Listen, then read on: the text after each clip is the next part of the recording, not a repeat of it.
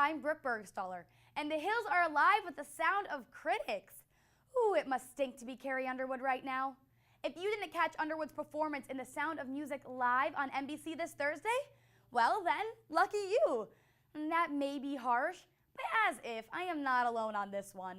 Underwood has been receiving quite a bit of backlash for her portrayal of Maria in one of the most iconic musicals of all time. Many viewers felt the girl was way over her head in a role that will simply forever belong to Julie Andrews.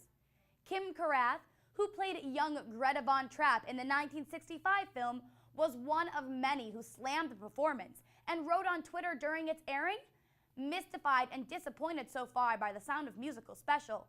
So far, only happy with Stephen Moyer. Must admit, some scenes are actually painful to watch.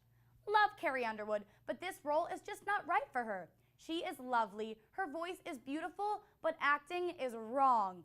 So wrong, Kim."